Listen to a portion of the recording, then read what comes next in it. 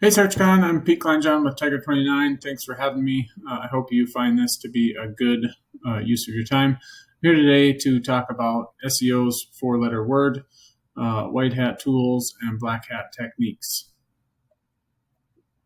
A little bit about me and tiger29. I've been doing SEO for about 15 years independently for the last 10 years with my own company, tiger29. We focus primarily on local SEO, especially companies who are local brick and mortars looking to generate leads for their sales staff or for their service staff, especially companies who are less than 10 locations. We don't really work with franchises or anything larger than 10 locations. We're just not geared up to do that. So let's talk about SEO's four-letter word. What is SEO's four-letter word? Is it Bing? No, we're not talking about Bing today, although that is kind of a four-letter word in the SEO community. About maps. A lot of people feel like maps is a four-letter word when it comes to SEO, but that's not what we're talking about today. SAPE. I know SAPE links are a hot topic in the SEO community, especially sort of the quote-unquote black hat SEO community, but we are not talking about SAPE today either. Matt Cutts actually just heard me mention SAPE, so he wanted to jump in on the conversation, but Matt, we're not talking about you either. We're actually going to talk about today is Yext, which is a four-letter word to a lot of SEOs because they think that it isn't a good SEO tool in a lot of ways. And the most common things that I hear about Yext from people who do SEO are it's expensive, to which I always sort of think, well, a lot of the work that we do is expensive. Clients pay for it, and we should charge appropriately. Something being expensive doesn't mean that it's not something that is worth doing or that something that can't be done. And then the other beef that people have typically with Yext is that it's temporary. If you stop paying for it, then the citation comes down. Well, if you stop paying for it, it means the client has stopped paying for it. And so the question I guess I would ask is, do we care about whether or not the effects of our work come down after clients stop paying for it? And most marketing agencies would say, well, of course not. If a client stops paying for TV advertising, you don't see their TV ads anymore. If they stop paying for radio advertising, you don't see their radio ads anymore. And so those are the two biggest drawbacks I often hear about Yext. Beyond that, I don't really see a ton of downside. Why I like to use Yext, it gives us the ability to control a lot of different things in almost real time, where we can make changes to the citations across a whole bunch of different sites. And typically they go live within seconds. Sometimes it takes a little bit longer, but for the most part, things go live right away when we make changes. We can customize the anchor text of a lot of our links. We can customize the text of a lot of our profiles and that kind of stuff so that we can make them look exactly how we want them to look. Yext has good support, so if you have any issues, you can email them or a lot of times call them on the phone and get help with your issues. We found that image metadata like EXIF data or geographic information will actually stay inside your images when you put them into Yext. And so for those of you who think that that's an important thing to do for SEO, Yext will let you do that. And again, on the fly, you can change images out almost instantly. They'll show up on a lot of the citation sites. Yext adds features on a regular basis. They add to the network regularly, usually between 1 to 3 or 4 new network sites per year. Within the last year, they've added Nextdoor. And so it's a pretty nice thing that they continue to add those. And when they add somebody, guess what? Your citation shows up on that site immediately. You don't have to go out and do a one-off or whatever on those sites. And I also like talking about Yext briefly during our sales process to let clients know that, hey, not only are we using the techniques that we've learned over the years doing SEO, we actually use a tool that's publicly traded on the New York Stock Exchange. And by the way, here's the report that we generated with that tool, and we can fix these problems, or we can leverage this tool to help your company rank better. And here's why. So looking at a little bit of a case study today for an agency that we do some work with. They had approached us with one of their clients and said, hey, we have recently done a rebrand. for this company. They've noticed that they're not ranking for their new brand. They're not ranking for any other keywords related to their industry. They have 5 locations in 4 states. They're going to have a healthy budget. What should we do, or can we pitch this client and get you on board? And I said, yeah, that sounds like somebody that we'd definitely like to do some work for. You talk to them and let me know where things are at, and we can kind of put something together and get going. Well, they went to the client and sold them on SEO, and came back to us and said, hey, let's get started. And they said, well, you can't do any on-site SEO. In fact, you don't get site access at all. You can't have Google Analytics access. Essentially, we don't want the client to know that you exist, which is fine. We work like that sometimes.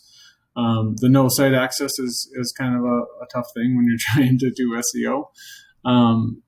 So sort of some red flags going off there. And then they said, well, but they do have a budget of $500 a month. I thought, well, 500 times 5 locations, 2,500, we should be able to do some really nice offsite SEO with a budget like that. And they said, no, actually 500 total. But they did agree to 6 months. So it's a nice long-term for us is what the agency said. And I thought, oh boy, this is going to be interesting. So I took a deeper look into this company. The brand that they had happened to be an exact match for a technical engineering term, which is and turned out to be sort of competitive, where a lot of decent websites were ranking for this term, and they had good backlink profiles. We were looking at Wikipedia. There was a lot of .edu and .gov sites that were ranking for this term. There were research papers and PDFs. Everybody had good backlink profiles. And then furthermore, basically the term wasn't really related to their industry. And so their products and services were not related to this term, and this term was not related to their products and services. I didn't think $500 a month was realistic, or I didn't feel comfortable with that. And I told the agency, and they said, please help us. We need you to do something. They're not happy that they're not showing up. And I thought, well, why don't we try to use Yext as aggressively as we possibly can and see what we can do. And so we started with 1 location. We built out the citation within the Yext dashboard, and we ended up with about 60 different citations across their network. Everything from Yellow Pages to Nextdoor to the whole shebang. We were able to create 182 do follow links across that network, and so some of those sites don't give you any do follow links. Some of them give you all do follow links, and so we just basically use the dashboard through a process of sort of trial and error to see, when we put a link in here, what does that look like across the network? When we put a link in here, what does that look like across the network? We were able to create 182 do follow backlinks, 153 no follow backlinks in addition to those 182. And so the total number of links that we were able to create and control was 335 backlinks for 1 location. And they weren't all to the client's website. Some of them, or a lot of them, were to the homepage, contact page, and service pages on that client's domain or on the sort of money site. But we were also able to link to the Google My Business CID. We were able to link to the Google My Business G.page link. We were able to link to social profiles. We were able to link to YouTube videos. And we could create do follow and no follow backlinks to all of those properties. So then we sort of rolled that process out to all 5 locations and ended up with about 1,600, 1,700 backlinks with a nice, healthy do follow, no follow profile mix. We were able to customize the anchor text with keywords and geography and find a nice mix there that we liked, both from a character count perspective and from a keyword and geography perspective. We ended up with 150 images, so 30 images per location rolled out across 60 sites, so 150 times 60, whatever that comes up to. Nice branding, and those images still show up in Google image search to this day. A lot of them do. And then we also found that throughout this whole process of 6 months, we could implement different things or try different things and experiment and change course and do it pretty quickly, and all within that $500 a month budget. Really, that's not much by the time you get done paying for the Yext, and then a little bit of time to do data entry and that kind of stuff. And so the ability to do things quickly and roll them out across the platform was pretty important.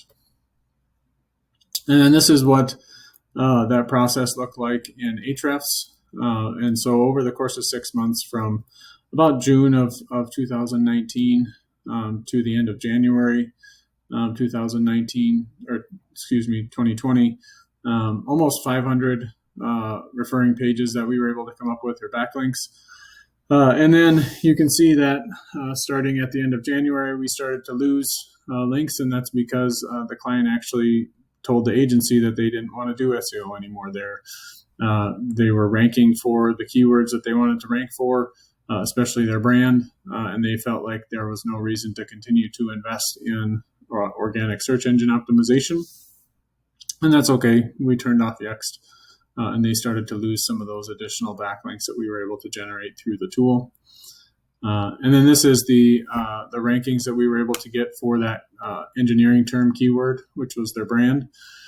And you can see it was kind of a rocky road from basically June through November. And then we got into the top 10 kind of around December, and we were able to actually get to number one. I think February 6th is the date that we first hit number one. The unfortunate thing is they fired us, or the contract ended January 31st, and then they got to number one February 6th. And they maintained that position, even though we turned off Yext. They maintained that number one ranking for the next 5.5, 6 months into almost June. And then things have fallen off a little bit, where currently they're ranked 5th in Google for that brand, or for that keyword. And so you can see that strictly using Yext, we were able to do some pretty nice things by sort of thinking outside the box and using the tool in a really aggressive way. And so the idea today is using white hat tools, and we all use them, but using maybe black hat techniques. I'm not a big white hat, black hat person, but thinking about the tools that you're using, whether they're Yext or Ahrefs or SEO Autopilot or Scrapebox or even Google Sheets or Google Docs or whatever they are, every tool has a purpose for why it was built and how it should be used. But there's usually the ability to use tools beyond what they were intended for. And so like a hammer obviously was intended to pound nails or pull nails, but you can also use a hammer to break ice. You can use it to dig a hole. You can use it to scratch your back, or even you could use it to hold the door open when you're hauling furniture in. And so kind of the takeaway for today is to think about the tools that you're using and almost look at each tool individually and say, if this was the only tool that I had access to, if this was the only thing I could use, how could I push it to the limit? How could I use it in a way that's going to maximize what we're trying to do, and then do that and see what happens. And I think probably good things will happen, especially if you've been using the tool for a while and you actually kind of have an idea of what you can do with it. So that's kind of it for today. White hat tool, black hat technique. Kleinjan with tiger29. If you got any questions or anything, I'd love to chat. Otherwise, enjoy SearchCon. Thanks, everybody.